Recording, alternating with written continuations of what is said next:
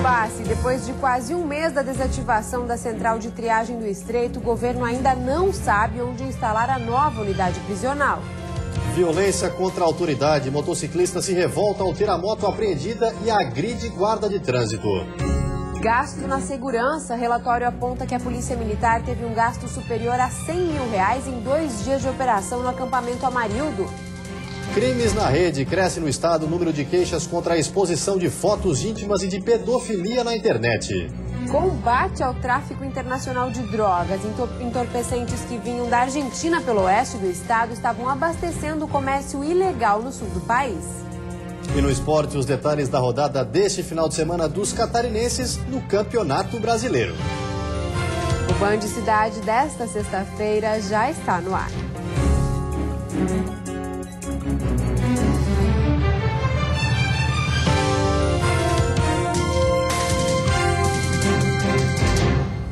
Olá, boa noite. Olá, boa noite. Combate ao tráfico internacional de drogas. A fiscalização foi intensificada nas regiões de fronteira em Santa Catarina. Na região oeste, 2 homens foram presos em flagrante com droga escondida nas portas e laterais de um carro.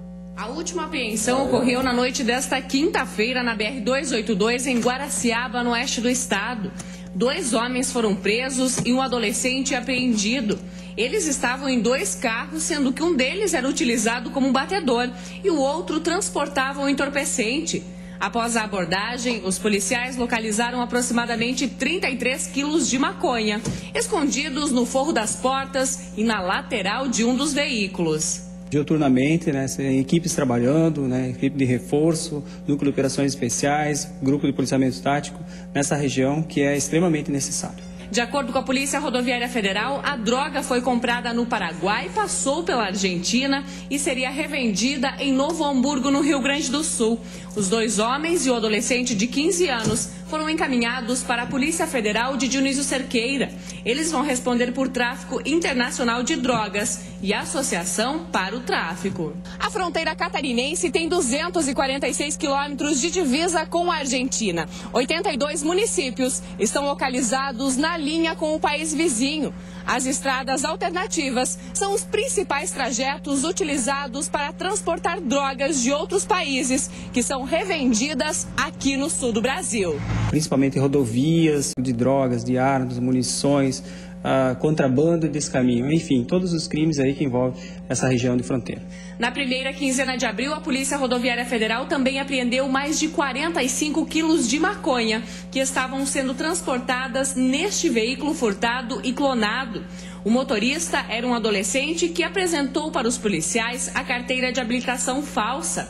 O adolescente estava com outra identidade.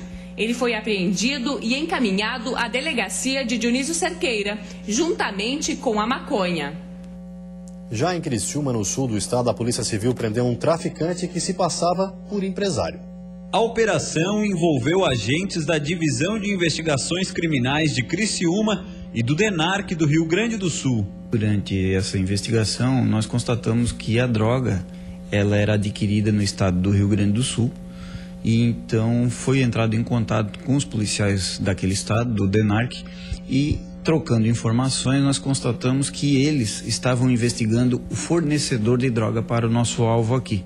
Em uma residência no bairro Renascer, foram apreendidos 800 gramas de crack e quase R$26 mil em dinheiro. Um jovem de 24 anos foi preso em flagrante. Ele se disse empresário e afirmou que atuava na área de materiais de construção.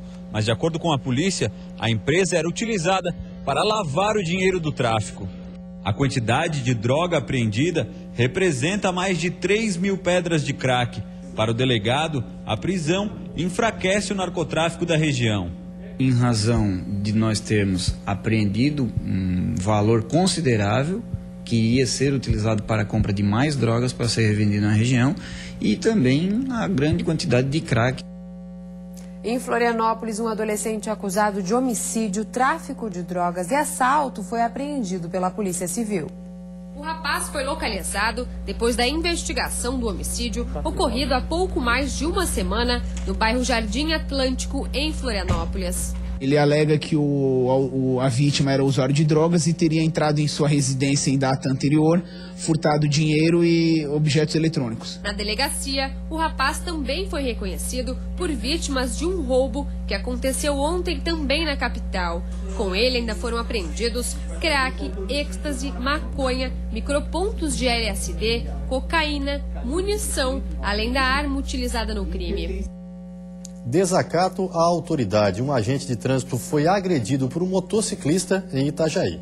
A Coordenadoria de Trânsito de Itajaí afirma que o agente Valdir Ferreira, de 44 anos, teve o nariz quebrado e ainda escoriações nos ombros e braços depois de ser agredido por José Ademar, de 23.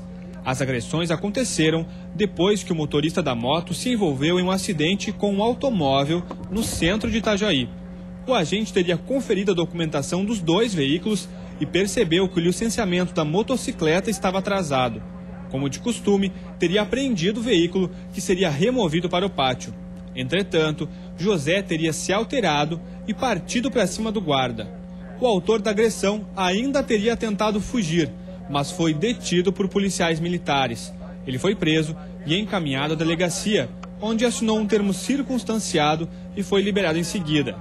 E vale dizer que não houve uma briga, tá? Até porque o agente ele apenas se defendeu, né? E o procedimento feito por ele estava de acordo com a lei. Por causa da agressão, os agentes de trânsito aqui de Itajaí se reuniram na tarde de hoje para discutir estratégias que possam trazer mais segurança aos profissionais durante o horário de trabalho. Uma das ideias expostas é que os agentes não saiam mais sozinhos e atendam às ocorrências, pelo menos em duplas. De acordo com a Coordenadoria de Trânsito de Itajaí, os agentes recebem treinamento para situações como esta e possuem alguns equipamentos de defesa como a tonfa, semelhante a um cacetete. A incorporação de itens como armas de choque à rotina dos profissionais está fora de cogitação, pelo menos por enquanto. Casos de violência e até morte de animais de estimação estão revoltando moradores em Santa Catarina. Dona Josiane se emociona ao falar da pincher de estimação. A cadelinha, que pertencia ao filho mais novo, de 8 anos, era criada dentro de casa nessa caixinha. Na última noite, ela foi agredida e estrangulada. A moradora chegou a pedir ajuda, mas já era tarde demais. Eu chamei o meu sobrinho, dele falou: tia, ela foi estrangulada, ela não vai sobreviver mais. O agressor foi um homem de 41 anos que é sogro do filho mais velho de Josiane. O homem voltou a casa no mesmo dia em que cometeu o crime e foi preso em flagrante pela polícia militar. Quando chegaram no local, os policiais já identificaram o cachorro que havia sido estrangulado pelo autor, que foi imediatamente preso pela polícia militar, conduzido à delegacia pelo crime de maus tratos e também por ter invadido a residência da proprietária do cachorro. O homem foi encaminhado à delegacia, mas já está em liberdade. A polícia ainda apura os motivos do crime. Esse foi pelo menos o terceiro caso de maus tratos a animais em uma semana no estado. No último fim de semana, um adolescente de 17 anos matou a pauladas e enforcou um cachorro em uma árvore no município de Araquari, também na região norte. A juíza da comarca mobilizou a promotoria e a polícia civil. O Ministério Público pediu a internação do menor por 45 dias. Ele foi encaminhado ao Centro de Atendimento Socioeducativo Provisório de Criciúma.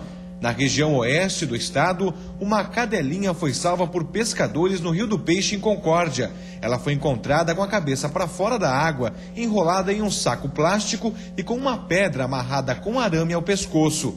O animal foi encaminhado pelos bombeiros à Fundação do Meio Ambiente, que investiga o caso. Mas aí sempre tem um mal educado e malvado que faz essas coisas com os bichinhos. E a seguir, a audiência do caso Nando Lete. Ele morreu depois que foi atropelado em um posto de combustíveis no mês passado. E ainda as obras da nova unidade, que vai receber presos do Cadeão do Estreito, podem começar na semana que vem. Mas o local ainda não está definido.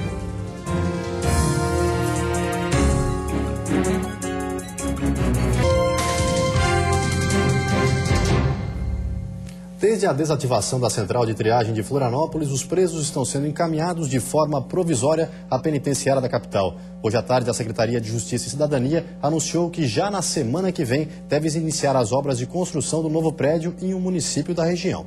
No final de março, em meio à greve dos agentes penitenciários, o Departamento de Administração Prisional, o DEAP, desativou o Cadeião do Estreito, como era conhecida a antiga central de triagem da capital. 190 presos foram transferidos para Itajaí, Lages e Tubarão. A unidade, que era alugada, será devolvida. Desde a desativação, os presos vêm sendo trazidos aqui para a penitenciária da capital, onde funciona também a central de triagem da Agronômica. Mas o espaço não é suficiente para suprir a demanda de detidos todos os dias. E o projeto para a construção do novo prédio encontra dificuldades em sair do papel. Mas uma recomendação do Conselho Nacional de Justiça deve agilizar o processo nos próximos dias. Quase um mês após o fechamento, a Secretaria de Estado de Justiça e Cidadania diz que já tem o projeto, a área e recursos de 14 milhões de reais para a construção de uma nova central, que terá capacidade para receber 404 presos provisórios. Um método de construção pré-moldada deve garantir o término das obras em 120 dias. Estamos esperando apenas a resposta de uma consulta de viabilidade que fizemos ao município da Grande Florianópolis para iniciarmos as obras. Para a Comissão de Assuntos Prisionais da OAB de Santa Catarina, o fechamento da antiga central de triagem era necessário, mas um novo espaço já deveria estar em funcionamento. O grupo está acompanhando o início das obras, prometido para os próximos dias. O ideal é que cada região tenha centrais de triagem que deem capacidade para que os presos da região sejam mantidos lá enquanto aguardam um julgamento. Foi realizada em Lages a audiência de instrução do caso Nandulete. O homem morreu depois que foi atropelado em um posto de combustíveis no início do mês de março. A audiência estava marcada para acontecer no Salão do Júri e no Fórum de Lages, pela repercussão que o caso teve na cidade. Muitas pessoas marcaram presença, mas ela teve que ser transferida para a sala de audiência, onde normalmente as audiências acontecem. Segundo o juiz, as testemunhas não quiseram depor em público. É uma sala comum, né? Uma sala menor, acolhe menos pessoas, mas a pedido das testemunhas eu resolvi então garantir o direito delas depor apenas na presença das partes. Serão ouvidas 14 testemunhas entre acusação e defesa. O réu será a última pessoa a ser interrogada. Nescau está detido no Presídio Regional de Lages desde o dia do crime. Ele está respondendo por homicídio doloso, quando há intenção de matar. No início dessa semana foi feita a reconstituição para esclarecer dúvidas e contradições do processo criminal. Fernando Lete, de 60 anos, conhecido como Nandulete, foi morto após ser atropelado por Júlio Otávio Búrigo, o Nescau, de 23 anos, depois de uma discussão num posto de combustíveis da cidade. Nando teve traumatismo craniano e não resistiu. Em entrevista à nossa equipe no dia dos trabalhos, o delegado explicou que houve contradições entre os depoimentos. Duas divergências que eu considero importantes. Uma que menciona a vítima se dirigindo espontaneamente em direção ao carro, e uma outra que diz que não, que quando ele girou ele foi surpreendido pelo carro. Isso realmente gera uma diferença muito grande em matéria de responsabilidade. Hoje, depois de interrogar as testemunhas, o juiz Geraldo Bastos deve decidir se o caso vai a júri popular. Inicia o contraditório, onde as testemunhas avaladas pelas partes serão ouvidas perante o juiz, o Ministério Público e o defensor e o assistente de acusação. Após a coleta da prova, então, é que eu analisarei na sentença. E depois do intervalo tem futebol, a expectativa para a segunda rodada da Série A do Brasileirão. Os 3 jogos vão ser no domingo à tarde. E pela Série B, o Joinville estreia de fato na competição hoje à noite.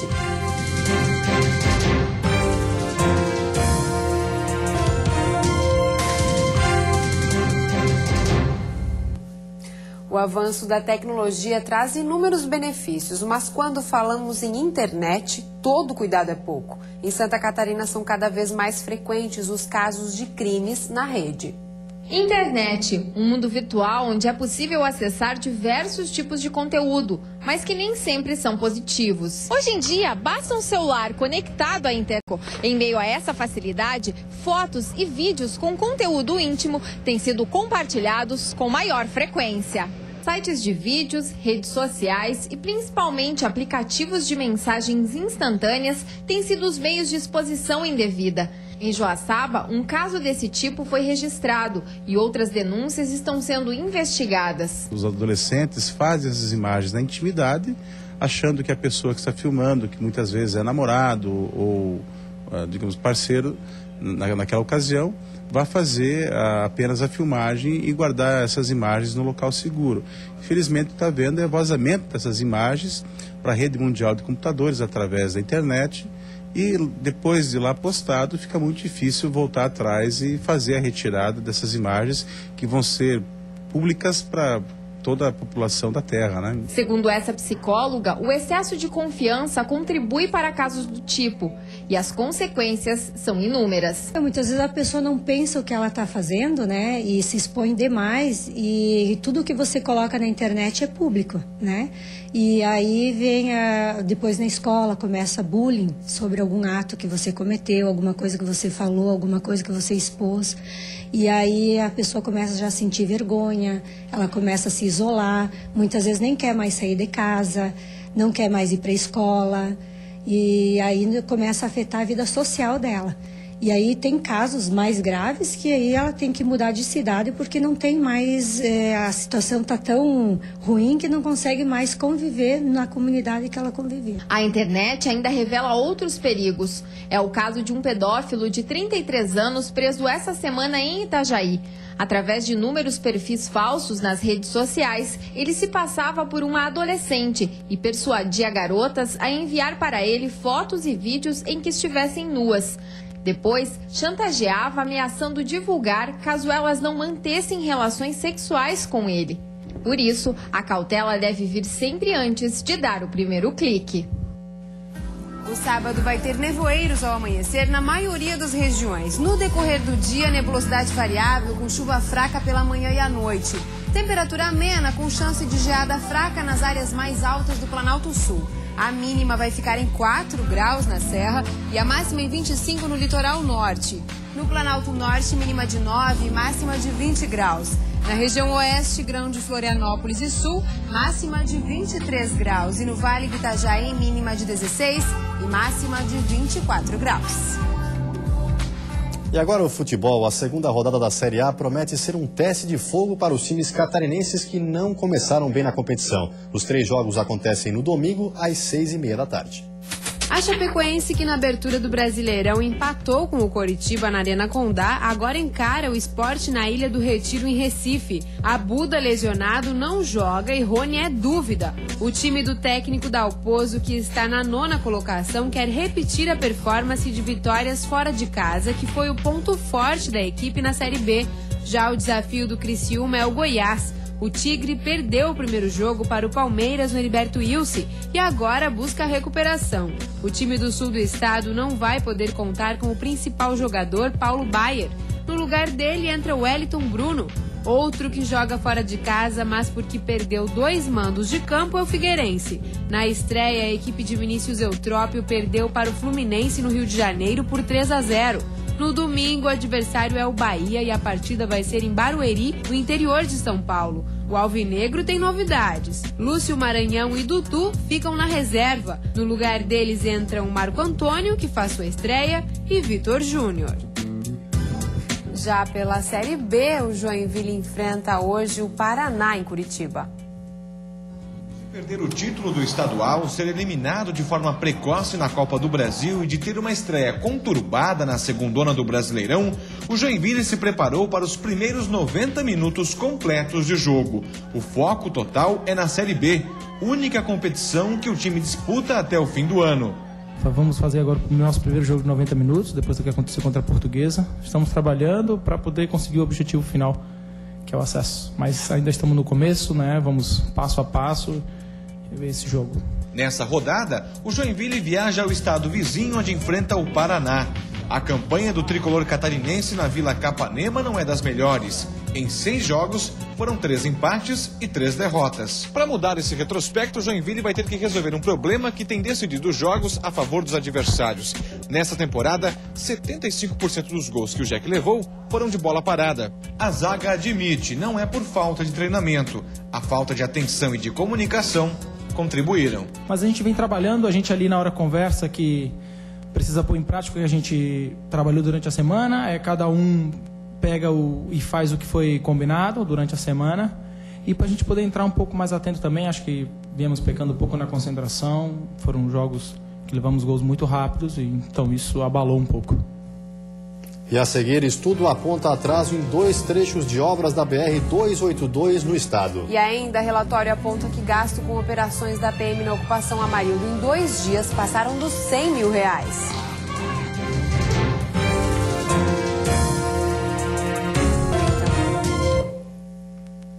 Cerca de R$110 mil foram gastos nas 2 operações da PM na ocupação Amarildo de Souza, na capital. Os valores e possíveis crimes ambientais do norte da ilha estão incluídos no relatório que será entregue ao Ministério Público. Há centenas de páginas que estão no relatório da PM, solicitado pela Justiça Agrária, que foi entregue ao juiz Uziel Nunes de Oliveira.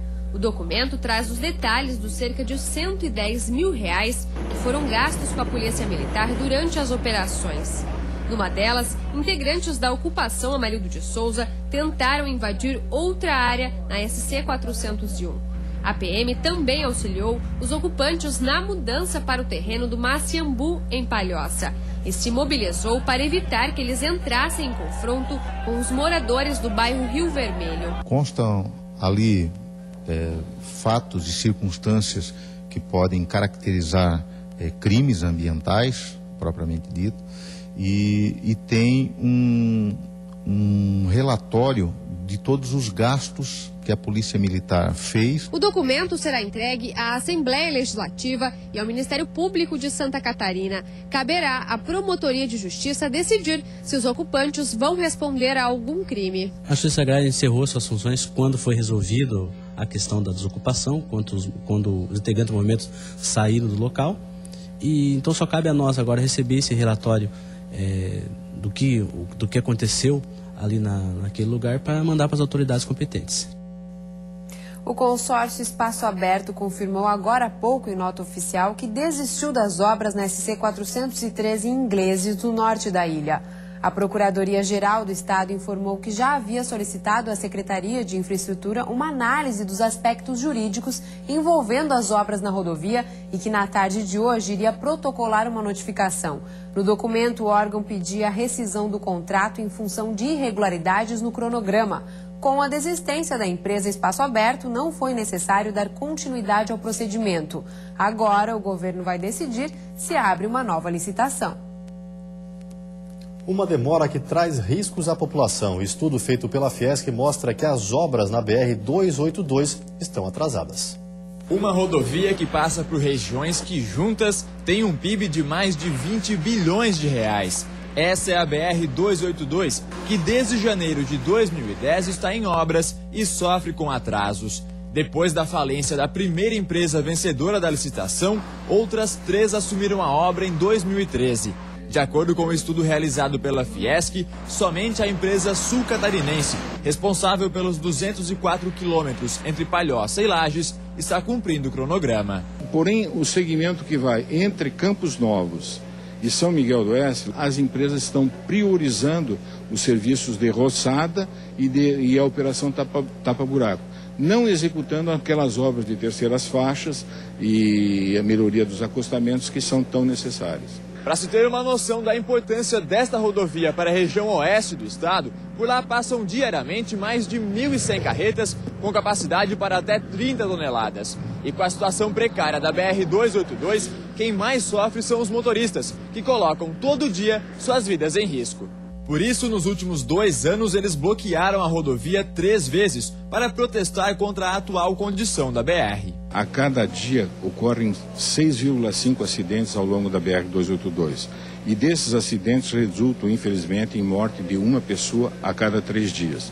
A precária situação da rodovia também atinge o desenvolvimento do estado. No ano passado, as exportações das mais de 3 mil indústrias da região oeste somaram quase 400 milhões de dólares. Número que poderia ser bem maior, caso a BR-282 oferecesse melhores condições. Nós sabemos que o tempo do governo não é o mesmo do setor privado, nós temos muito mais pressa e rapidez, necessidade de decisões, mas não desanimamos. Nós vamos em frente e vamos ficar batalhando. Vamos ver como está o trânsito ao vivo aqui na capital. Na sua tela, imagens das pontes Pedro Ivo Campos e Colombo Salles, onde o trânsito é bastante intenso e lento nos dois sentidos. Em Florianópolis faz 19 graus nesse momento. E você fica agora com o Jornal da Band. Um ótimo final de semana a todos e até segunda-feira. Até segunda.